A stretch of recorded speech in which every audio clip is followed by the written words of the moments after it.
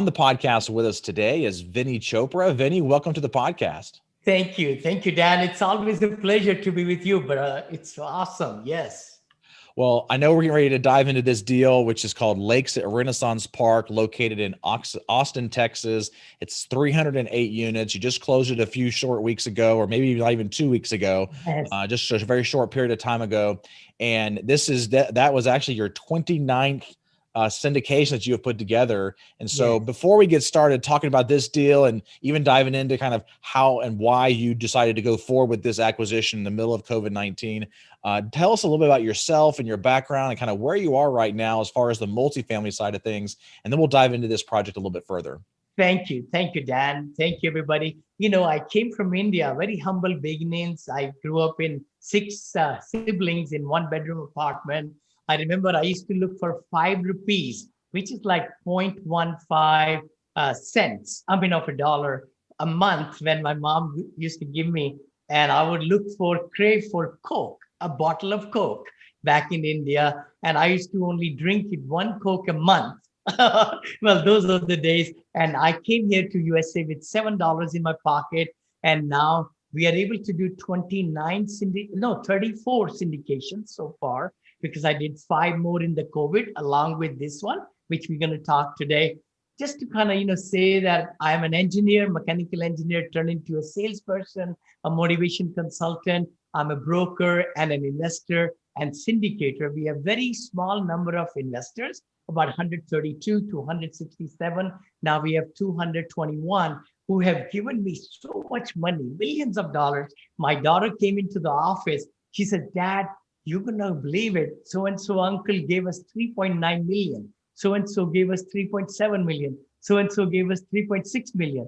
This is in the last 10 years, 10 to 12 years. So it's wonderful to have building the relationships, So that's where I am, very humble man, but it's crushing it. I'm going to be close to $1 billion. And then in my assisted living, I've got a plan to do 2 billion in just assisted living in the next 5 to 10 years. That's exciting. Well, I know I'm looking forward to continuing to following your growth and also having you on some future podcasts as we continue to see that trajectory that you're on right now. Well, let's go ahead and dive right now, without further ado, into this 308 unit property out of Austin called Lakes at Renaissance Park, and get us started first and talk to us about how you actually found this particular deal. Excellent. I would love to tell everybody, I used to buy a lot of C class like everybody did. C minus, value add. But then when you start raising more money, I hope everybody listening to us really hone in on investors, high net worth people. I have people putting $1 million, simple people putting $1 million in my deals now. 700, 500 is very common because I do 100, 200, 500 level, right? In every property. So that way people inch up to the next one and to the next one. Secondly, I would say, Dan, that I always have felt if you can raise money, go for B class assets, B plus. I know you're doing that very successfully, and congratulations to you and your team. I'm very proud what you guys are doing. That's amazing. So that's what we have done. We bought 52 million with my partner last year in Orlando. Then we bought 35 million in December. But this year was not just with the COVID happening, in February and all that. What we found was our property where there were jobs already there, IT jobs, high-tech jobs. We were collecting 98% of the revenue, rents, 98%. Nobody was leaving us. Oh my gosh, the message just goes out to the engineer right away. I said, you know what? Where is the next place, if not in Florida, where a lot of people are going to? And that's what triggered it. It triggered it right there in the midst of pandemic, right there in March, I think, March or April, whenever. And I knew I live near to the Silicon Valley here in California, near San Francisco. I know Google and Tesla's and everybody, Facebook, they're saying to the engineers, hey, you don't come to the building anymore. So they're moving out. Where are they going? To Austin, Texas. So that's why Austin is actually coming home for me. I bought in Odessa, Midland, Austin, Seguin, San Marcos, and also San Antonio. So it's coming home.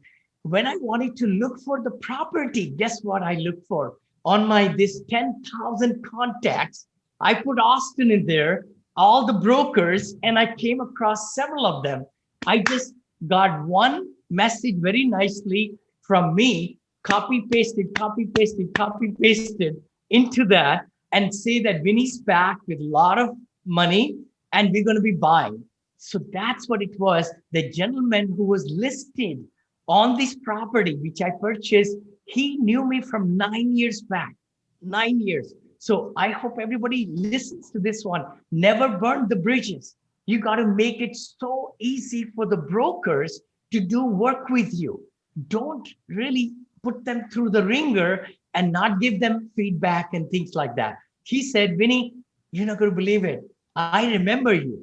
You were the easiest person to work with. This is 9 years later. I've never talked to the gentleman, and he was the listing agent. That's where it all started.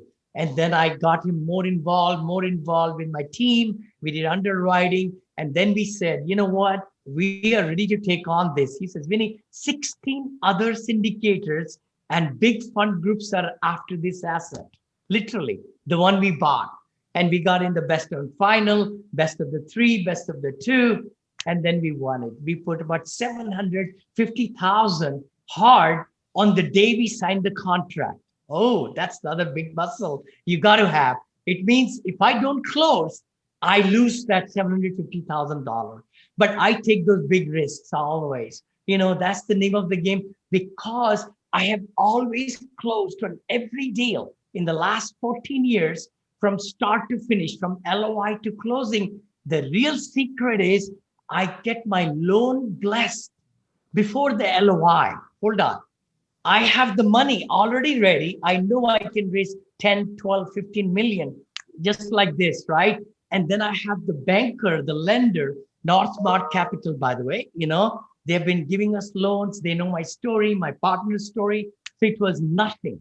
They said, Vinny, Fannie and Freddie are fighting over this product right here. That's what they said. They said 94 units are mission driven. I said, what do you mean by that? He says, well, you could come into this apartment complex, increase the rent 125 to 175 day one without doing anything. So that was the real thing, Dan. I mean, we need to be conservative. First of all, right now, interest rates are the lowest. I got 2.59%, 30-year amortized, 10-year fixed, and I think 3 to 5 years of interest only. Where can you get that money, right? And the other part was we did 65 LTV. We always love to bring more money from the investors, even though we have to pay them back. That's okay. But LTV should be low right now, during COVID or after COVID. So that's a huge part of it. And then we have a good business plan, how we're going to renovate. Day one, when we took over the property a few weeks back, our whole team is right on the get-go, right there, doing the pressure washing and taking care of work orders and getting the bids. We already have in 3 weeks what some people will take 3 months to do it. We have done it in 3 weeks. I'm sorry, I get into so much excitement because when you have just made the mind through underwriting, our DCR is 2.43%. Our cap rate is 4.24%, right? At 34,750,000. Our debt coverage ratio, I just said that, average annual return 20%. Hold on. IRR of 16.8. We have closed it. I'm not selling any security to anybody, but those are the numbers. They just jump at you. And we raised 1.76 million for renovations also. I've never done a bridge in my life. Hold on. So I go for, even with renovations, take the money from the investors, because why not? They have brought me to where I am today. So why not? They also get the upside, 30, 40, 50% or whatever, right? That way. Yeah. Yeah. You already answered quite a few questions that I was getting ready to be asking you. So that's great. Making a little bit of a streamlined conversation on the podcast today. But one question from the very beginning is you mentioned, the hard money that you put up. And then you also mentioned the different kind of offers that you had to go through as far as being in the first round of offers and the best and final and things like that. Going back to the hard money. So was that 750 all from day one, or was it split up between partially on day one and then the rest after due diligence? Good point. Good point. 1% of the money, which was 34,750. So 1% was day one when we executed the contract. The other 1% was after 30 days when we did the due diligence. Exactly. Yes. Okay, great. And you are absolutely correct that having that strong arm of being able to put up hard money day one and after due diligence is very, very important. And that's what a lot of times will win deals for you. Our group recently got a deal and we weren't the highest bidder on it, but we were the only group that had closed a deal in the middle of COVID earlier in the year. And the other group that was higher than us didn't. And we had higher hard money. And because we had that extra ability to be able to have that extra confidence, that was what allowed us to be able to win the deal. So true. So true. Then it happened in my $52 million deal with my partners also last year. Actually, the seller took the lower price. Hold on. They took the lower price. And when we appraised the property, it came higher value. We got, I think we put down 18.2 or something. So we got so much money back, finance, just because, the seller took it. You're right. Yep. Yeah. Yep. So you went through the different offers, various things like that. At what point throughout this process did you actually tour this property? Good point. We toured it right away. It's good to have great people who are in that town. See, during COVID, I'm here stuck in San Francisco. I've not traveled at all after our vacation. And, but we had people right there in Austin, Texas. I have nine contacts who are great. They can jump anything, I tell them, they'll do it for me, right? So building relationship is very, very big. So we had our partner also, actually, she lives there, some other people, and one of our partner moved there also. So it was very good right from the get-go. Yeah. Good. So let's move a little bit now into the due diligence phase where you've now got the PSA signed. Were you able to get an early access agreement before PSA was signed, or did you just wait to do your due diligence until after the PSA was signed? And then during the due diligence period, what kind of issues did actually came up? Good point. Very good point. I would say the early access, usually most of the sellers give you a few days, just few days. We just put in high gear SPA to sign. And that's what we do. In our company, we underwrite, we are excited and everything. Then we go with the gusto. I mean, we don't leave anything unturned to get the PSA signed, get it negotiated right, and then we move on. And we had our, due diligence team there just the next day, because we brought them from Dallas, right? So we had our own, the contractors who had already actually visited the property. By the way, 3 tours we had already done while we are doing this negotiation through the LOI and everything. So by the time we got SPA was signed, we were right there going through 308 units. We go through every single one, which I always say that, right? You never leave 1 or 2 or 3 because those are the worst apartments, by the way, when they say the keys are lost or anything happened and, things like that, or people don't want you in that apartment. That is the one which is the worst, by the way, right? So we did see all that. And of course, we did the cameras through the sewer lines, right? 887 built. So we wanted to do all that, the sewer line with the plumbers, the roofing contractors, everything like that. So we didn't really hit much at all. That was the best part. I know, I take it back. I think we had maybe 130,000, 130 or 120 they gave us for something. And I can look back and see, but we have very great attorneys. Real estate attorney and the title insurance, everything. You've got to have the right people on your team. I'm not an attorney, right? My syndication attorneys, they have worked with me for so many years, 29, 35 syndications now, strong. But the thing is, real estate attorney is so important to have the right one who could go through and look at all the different clauses and everything and guide you to the right point, right? Can look at the title and look at the easements and look at all the estoppels and everything like that. I know some of these words might be foreign to some people, but the thing is, you've got to have a great, great team who does the due diligence, millions of dollars. Once we buy that property, it's our baby, no matter what we see in there, right? So what did you, when you're due diligence and you're going through the units, obviously I'm sure you're probably looking at the leases as well, doing a proper lease audit.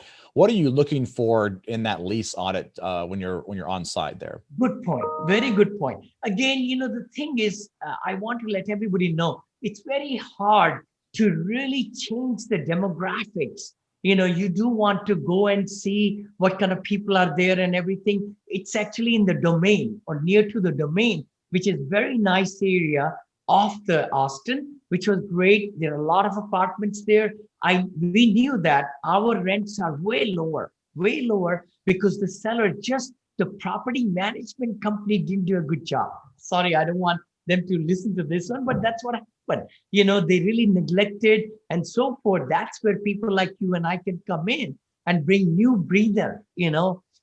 People are coming because during COVID, a lot of these apartments, because they were not getting proper training, I guess, from their leadership, they closed the doors. And then people could not send them the requests of work orders and things like that. And to be very truthful, I want to give a very positive news. They had 47 delinquent. We had 6,000 delinquent. Hold on. How did that happen? From last month when we bought it, and this month in October, it went from 47 to 6,000 delinquent. That just tells us that those management people were not doing a good job. That's it. It boils down to that. Nobody calls spade a spade. We are vertically aligned, right? We manage all our assets all these years. The key thing is that leadership on the top is very big. So essentially, Dan, what happened was the lease audits went well. It was 95% occupied. Not too many people have left us at all. We are changing curb appeal and all that. And of course, the residence center, the leasing center, we got money planned for the tennis courts into more lucrative area outside, the valet parking, the valet trash. All those things are in our business plan, because we lay it out to our investors what we're going to do. Because if we don't have a business plan, we have nothing. And then we need to have the whole team who's going to really work hard day one to make it happen. Because as you know, Dan, I will be doing just now, first investors meeting, I'll go to show them the closing statement, every line item. I want people to sleep well at nighttime. Though they gave me 700,000, some families gave me 500,000 for this deal. I want them to sleep good. So I bring the property to them. I bring the legal paperwork to them. I show them in my presentation, everything. Then next month, I'll do another meeting with the investors, and it's recorded live. They can ask me questions, and then we send it out to the investors, the recording, those who could not come or they want to watch it again. Then I'm going to introduce the staff, and these are the people. They are the front ones who are taking care of your asset. And 1 month, what we have done, curb appeal, everything, pictures, rooftop, whatever, right? Then we show them the software, third month, so that they feel good about our one accounting. That's it, just one books. We never have two accountings, and in the pennies, we pay the money coming in, money going out, all that stuff, right? And then the quarterly meetings live, like that. So sure. I think those are the things, because if we keep in mind that our investors are the ones who are making it happen for us, our investors are gold, our team members are gold right in front, who are on the front line of Monil and my partner. And the third thing is our vendors are gold. Oh my gosh. They are the ones, thousands of them. We're going to be spending millions of dollars, right? Oh, I do want to mention something else. COVID money. So essentially, we raised a little bit more money because we had to put down $783,000. Hold on.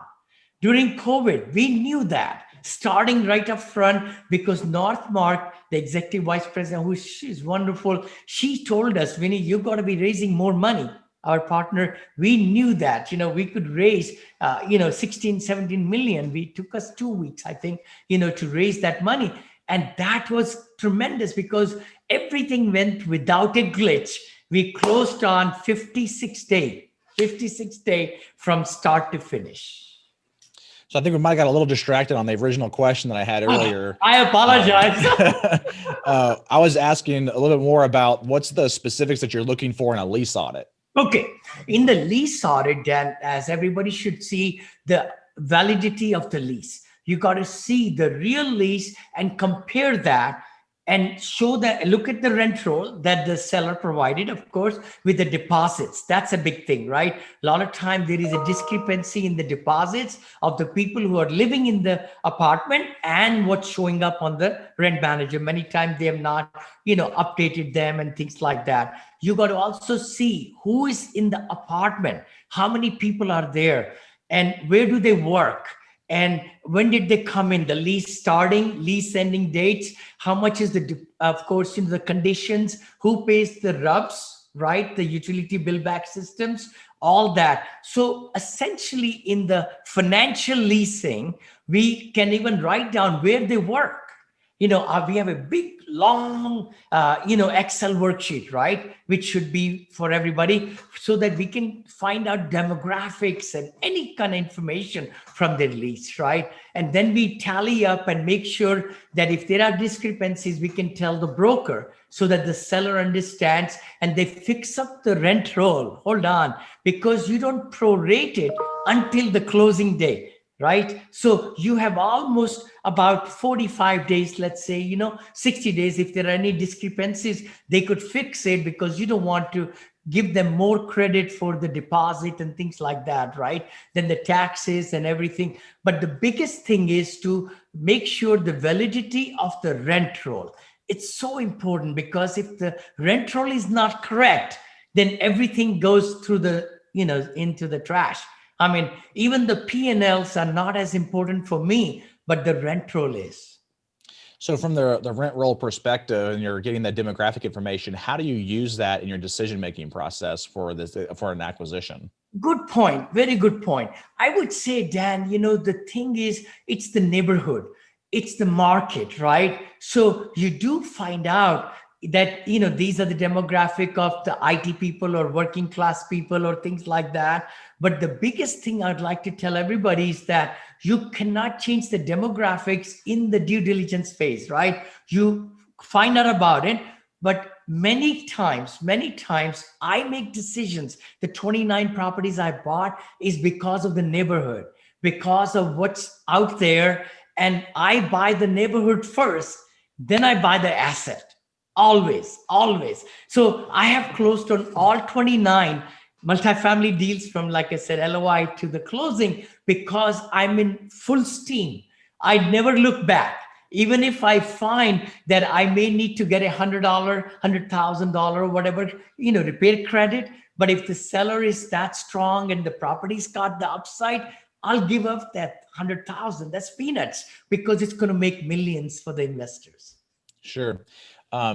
So if you're on a deal like this Lakes at Renaissance Park, and you have a little over 300,000, whatever it was, and hard money day one, and you get into the property and you find out the demographics aren't really what you want, how do you move away from moving forward with the project? So I'm just trying to figure out what that demographic information during the lease audit does for you, because if you're already pretty much committed to the deal, otherwise you're going to lose that money.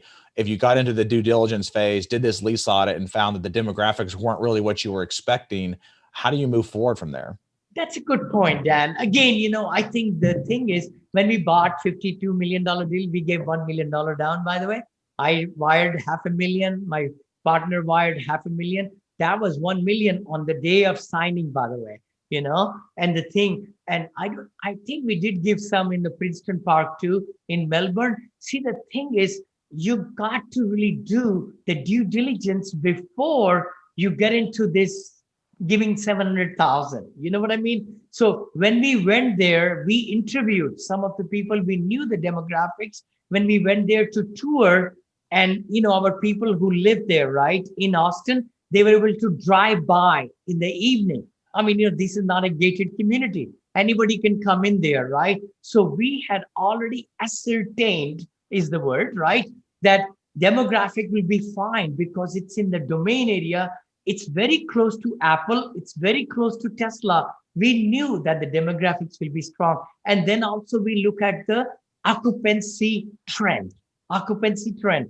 That's a big part. If you're having very up and down, and then the rents and so forth are going, the seller is trying to increase the rents and decrease the rent, increase the rent.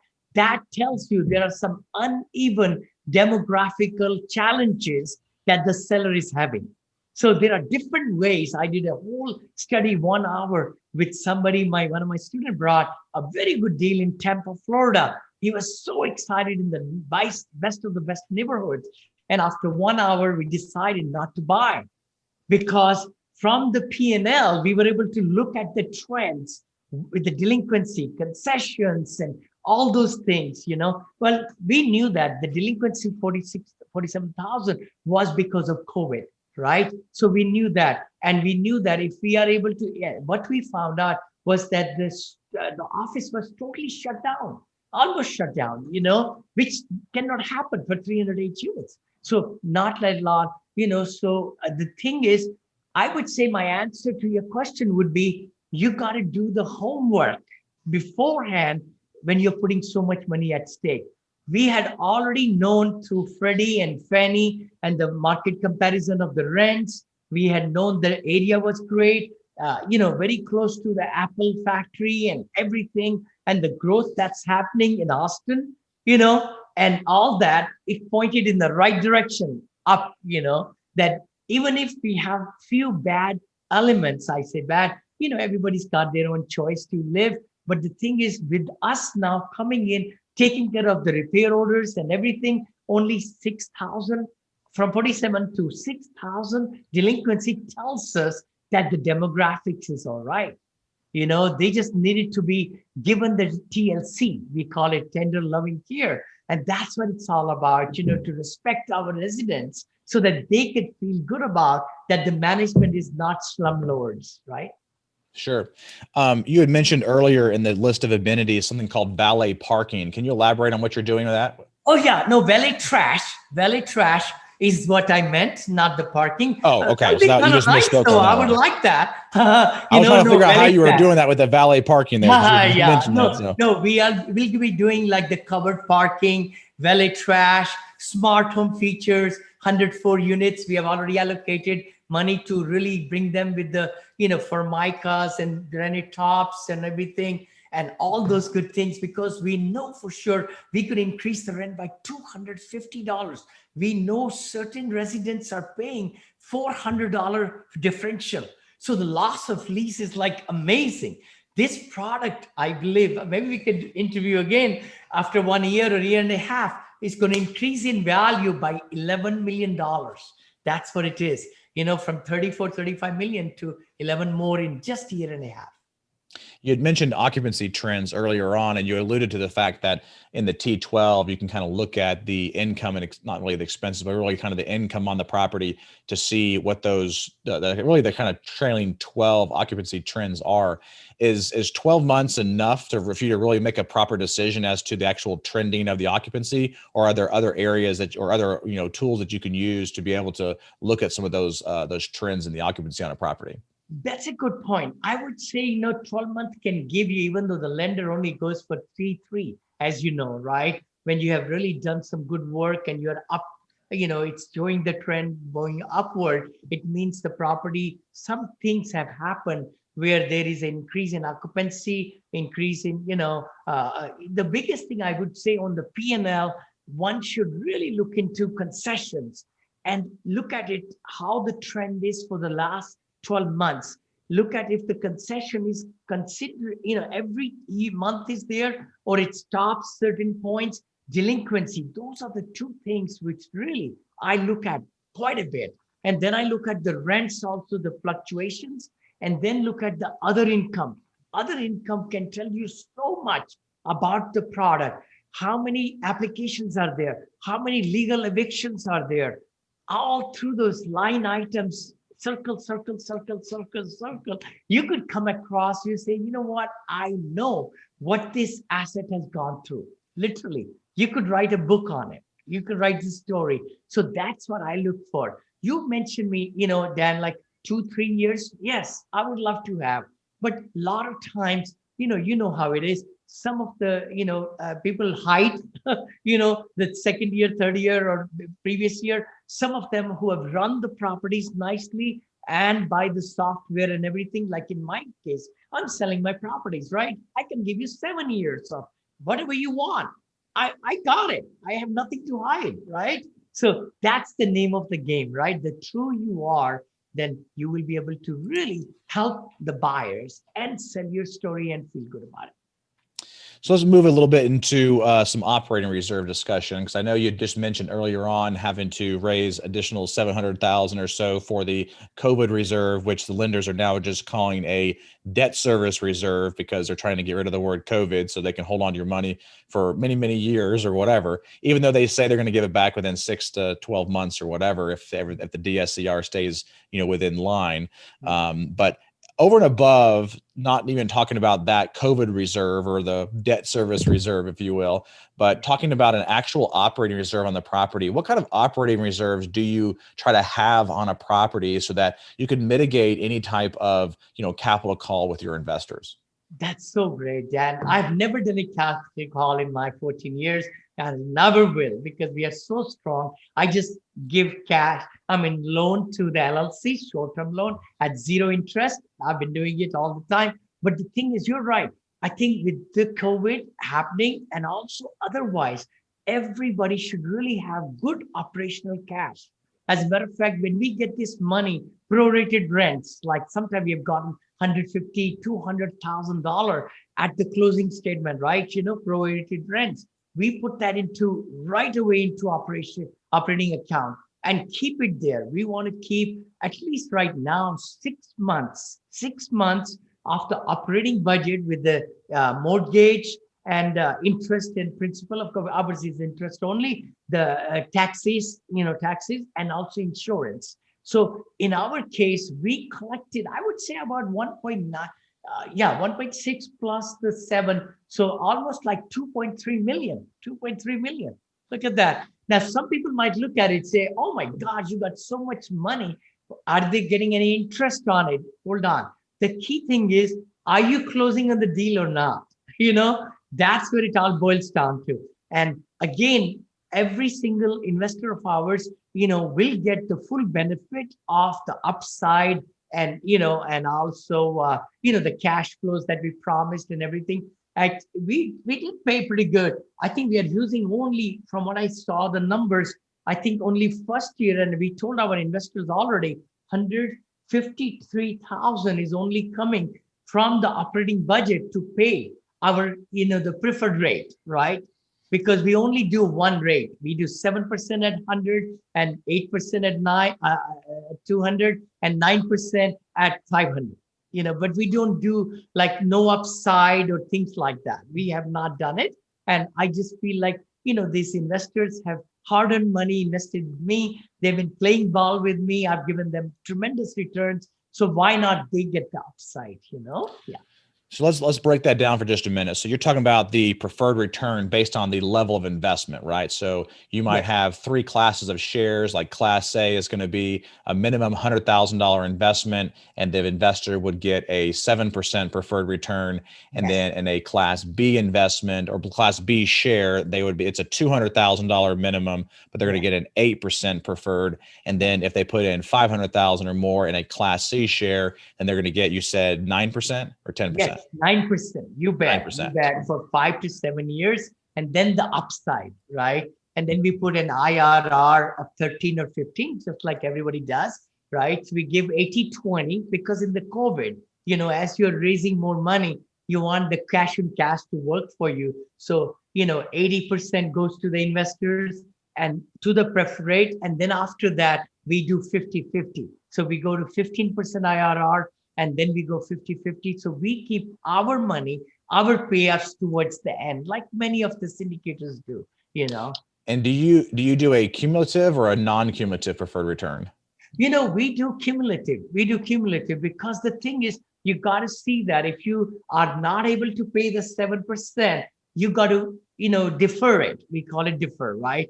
And then you catch up with that. If the property is producing, like we know for sure, in about a year or year and a half, it's going to make money like crazy with all these rents getting up and everything. So we'll be able to catch up, right? So it's cumulative. It's cumulative. And in this particular project, at what point, what year are you actually going to be able to hit all those preferred returns, or are you not hitting them on each year? It just kind of is when you sell the property that you're going to be making those whole.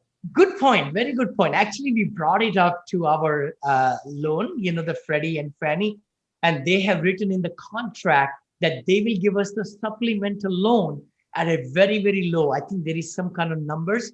We got a 2.59 or 2.58% loan right now, the big one, right? 22 million or whatever. But they'll give us a supplement because it's a mission-driven units. That's how they kept on saying to us when we had the meeting, that this product is diamond in a rough. That's what they said. Diamond you just found. We don't know how you found it. And then they know that with our business plan, the NOI is going to go through the roof. The valuation is going to go through the roof. So we're going to take supplement loan and return some of the capital back to our investors also. So their IRR is going to increase because, as you know, it's the time value of money, right? So that's how we will be doing in this one.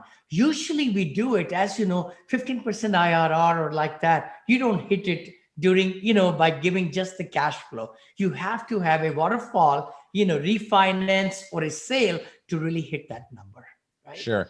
And when you're doing the preferred return calculations, obviously when you're doing that capital event, are you making monthly or quarterly distributions? How are you doing that in the very beginning? I'm so glad you said it. I have, for the last 13 years, always given quarterly. My investors have said, Vinney, we don't need monthly. You don't need to worry. We have millions of dollars. We don't need that $555 or whatever, right? Or to whatever. So I have been paying by bill pay, not even, doing automatic deposits for last 13 years. So they just go to the mailbox 4 times a year, collect the check, thousands of dollars and deposit. But now we do ACH, but we pay quarterly. Yeah. Okay. And when you're doing the distributions and I'm just trying to figure out, is there any point in time where you have to, when you're calculating your distributions every quarter, okay, are you basing that off of your original projections? Or are you basing that off of the current cash flows of the property? Oh, the cash flow of the property. You have to. You got to make sure that, are you up or down from the projections? See, projections are projections. We are very, very conservative in year or two, that's how we should be because we want to over deliver, right? But we want to make sure we put business plan in action. That's what it's all driven by as quickly you could do, so that what you projected in your business plan, in your projections, you got to make them come true.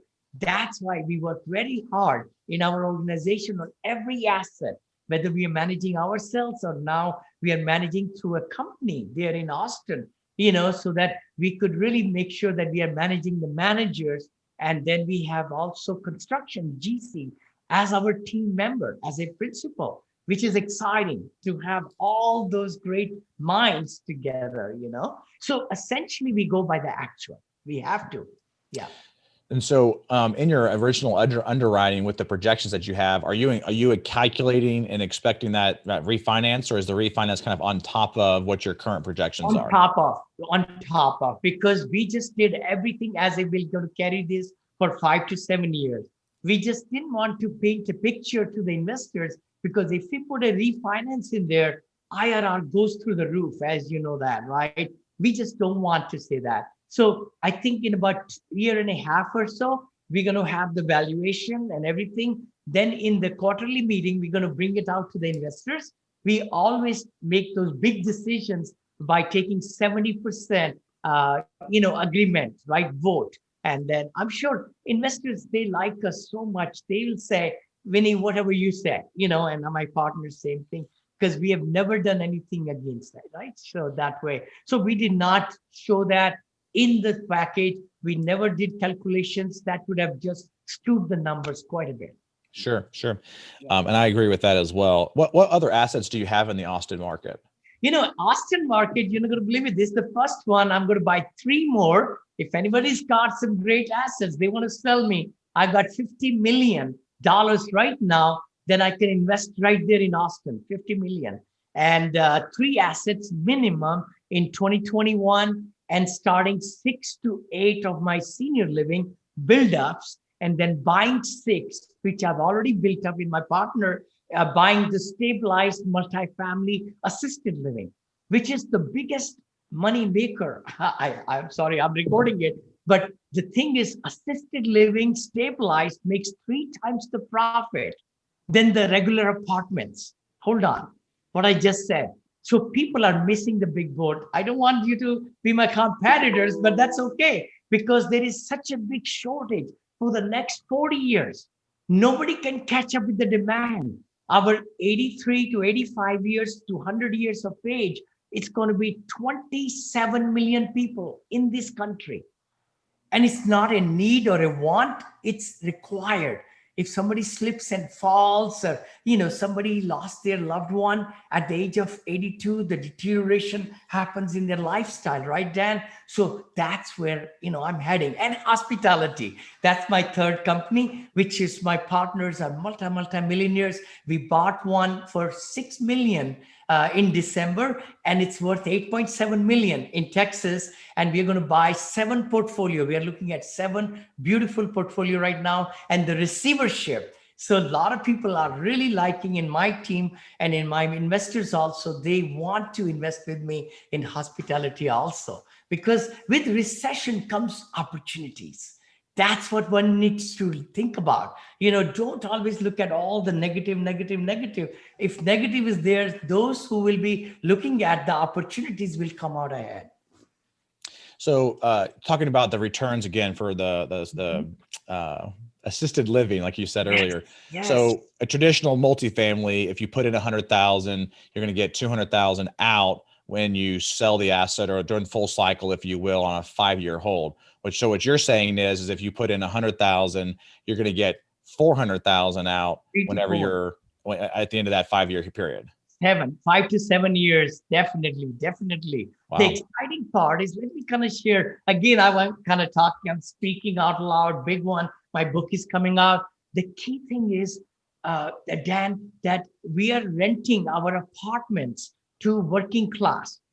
And with our assisted living, they have made the money. They have already done. So I'm not chasing the working class.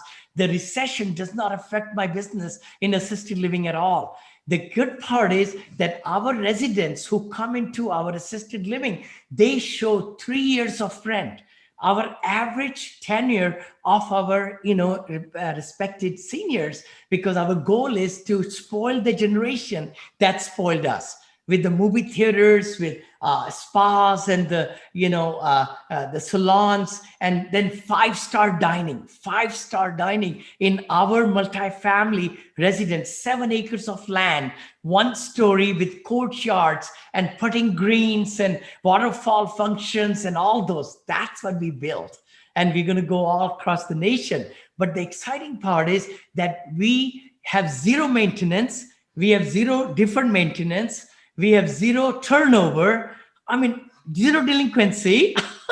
Everything that I've been doing for 14 years in multifamily, in assisted living, it's so easy and so determined, because you are filling out a great need for a great many respected seniors. And I'm a senior, I'm 68 and I'm going to be 70, 78 and 80. The key thing is we have such a silver tsunami flowing through USA, around the world actually. So this is the time to get on. And if you do it and I do it and a lot of people do it, our seniors will be helped. Because the thing we are building in Florida and Michigan and all these places, we charge $4,000, $4,400 or $3,800 per month with everything included.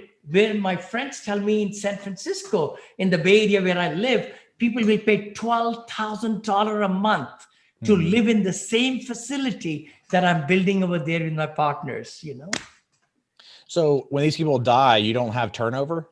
No, I'm so glad you said that. See, the thing is, we do medical due diligence, we call it, or they have to, apply to be in our community, and financial due diligence. Okay. So we are not a nursing home. We are not a rehab center. We are not acute care at all. We are not independent living either.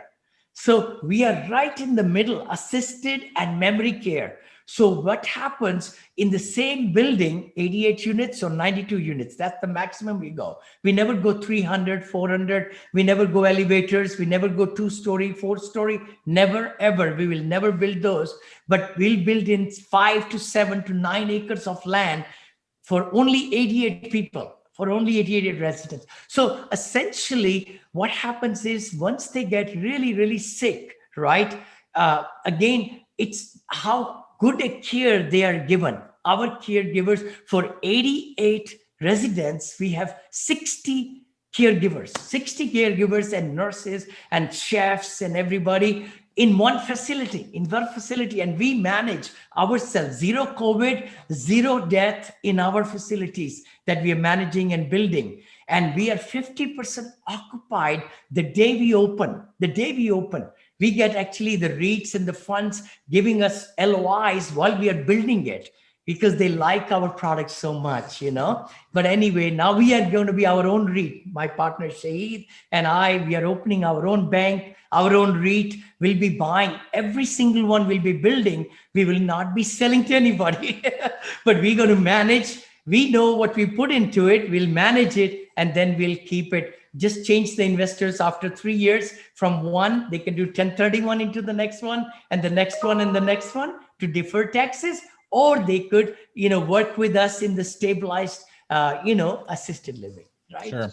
No, what I was trying to get at as far as the zero turnover is you said there was zero turnover in these properties. Oh, but I would if say somebody actually dies, you're going to have to you're right. have that You're unit right. and turn it You're over right. so you have some of the But person. you're right. No, you're right, Dan. We do have very few though, because in the sense that a lot of residents, a lot of parents, family tell us, oh my gosh, my mom and dad gained 10 pounds. That is a good thing because they like the environment and the social factor and the food and everything, right? So that's where we are different. But you're right. Turnover, when I say that, it's 2.4 years. 2.4 year is our average stay of the seniors. You're right. So there is turnover, but it's not as drastic as in the apartments, right? So let me ask you one final question on this Lakes at Renaissance Park. Because we're about to wrap things up here, but is there anything else that we haven't talked about this property that maybe might be important for our listeners? I would definitely say, Dan, that, anybody who's buying the, properties, you got to see the neighborhood. I mean, nothing can take away if you've done a great due diligence in the neighborhood and the zip codes, then stay course with them. Stay course there. Now, I've told my brokers there in Austin and my team over there what kind of properties I can buy and what kind of neighborhoods I'm looking at. Don't just say, okay, I got this property, let me do the underwriting, but go after the neighborhoods. You can change the property by working yourself and making it better and better and better. If the neighborhood is not right, then you're killed, totally killed. Especially opportunity zones. I've not bought a single thing. I know it's been a very much in the forefront of a lot of people, but I just feel like, there are niches And, I just stay course in what I know. So Yeah. I love multifamily. I love assisted living multifamily, and I love hotels, which is multifamily, where people pay me at the counter to stay the night upstairs, Yeah. So it's all multifamily in Very the true. US. Well, Vinny, I want to thank you very much for being with us here today and sharing your story around this particular acquisition. And if there's a listener that wants to reach out to you and follow you further and maybe join you on one of your future opportunities, how can they do that?